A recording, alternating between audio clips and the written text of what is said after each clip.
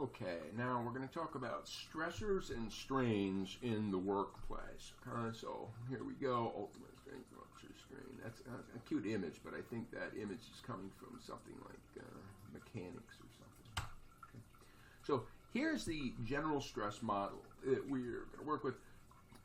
Stressors in the workplace, right? Stressors can be, intrinsic work factors like you're working in a hot environment or things like that. Role variables, we're going to talk about role conflict, etc. Interpersonal relationship problems, work-family conflict, etc. Lead to a perception of organizational stress. Okay? Now, each individual comes in with some strategies that they can use that might intermediate in this relationship. So, ultimately, perceptions of organizational stress lead to what we call strains. But again, as I say, coping strategies can be used to perhaps minimize how much impact perceptions of organizational stress have on strains. And some of the different strains would be job-related stuff, low job satisfaction. We know what happens when that occurs. Emotional exhaustion, worker burnout, physical illnesses. Okay? So, as defined by IO psychology, stress is a disruptive force. Strain is an undesirable outcome, essentially how that works. And again, here's a simplistic model. Stressors lead to strains, but things are moderated by, including coping strategies and other stuff. Okay? So, some potential stressors in a workplace, and I'm sure that some of this stuff would not surprise you, but lack of support from your managers, overloading in work, lack of control. We'll definitely talk more about that. Work underload. Yeah, you could have too much work, you could have too little work, okay? And that is stressful too. Aversive physical work environments, real hot or something like that. Role stress. Yeah, we're going to, again, talk about some of these in more details. But shift work down here is actually pretty interesting. And so here's a neat little image to talk about the factors that influence how shift work might be stressing people. And so it's just like, it's the time of your shift is important. It's how often do you rotate it? Or is it fixed? I mean, if you're always starting at 2 a.m., that's something. But what if, sometimes you're at 2 a.m., sometimes you're at 2 p.m., right? How are you going to rotate? And there's lots of different factors that might influence. If just saying shift work is a stressor is an understatement. Potential strains, job-related strains. Again, low job satisfaction, little motivation. Emotional strains. Clearly, you can start to get irritable, or in fact, maybe burnout. Physiological strains. Again, physical illnesses are going to occur more often. So one of the biggest parts in the general stress model is that stressors are particularly bad if they're unpredictable. Okay? So there's something about predictability. So check out this cool little rat study. We have rat 1, who's a control group rat, and they're put in an apparatus. They receive no shock, and so any stress response that they exhibit will be a control. That is to say, how stressful is it just to be in the apparatus?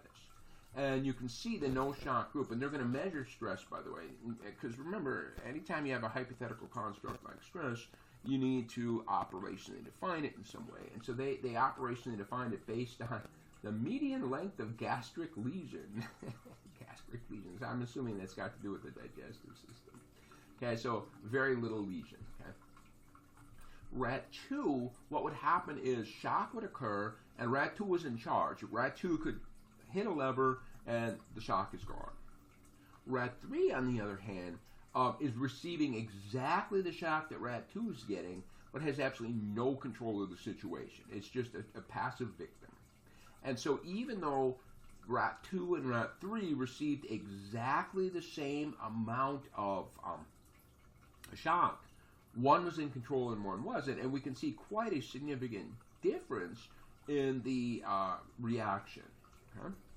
In this next study, which is actually pretty cooler, again, you got rat 1 as some kind of a control rat.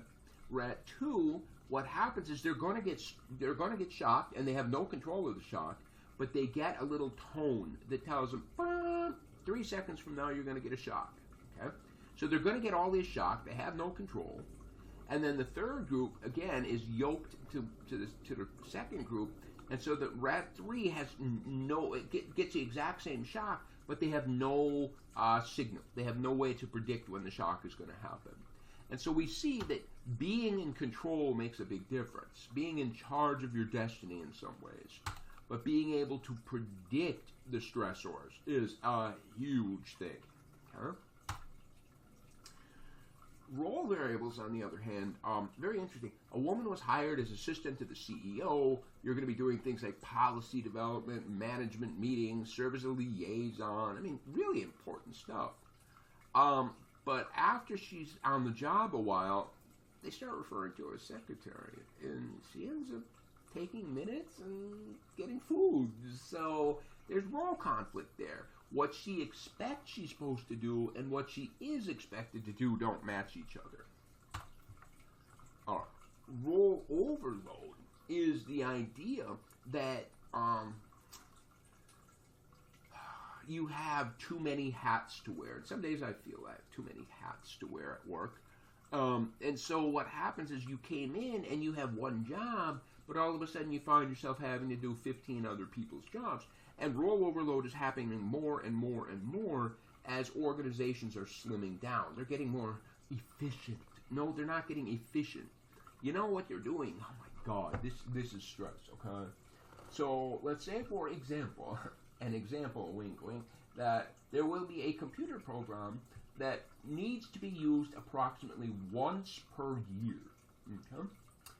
Now, there used to be a person whose job it was to deal with that computer program, and so everybody at the company, hint, hint, university, would send that information to the expert, who then would simply input the information in 3 minutes. But that person was moved from the company, hint, hint, university, and now every single member of the university, once per year, has to spend 5 hours trying to figure out how to use the damn program because you haven't used it in a full year, and it's not a very logical program.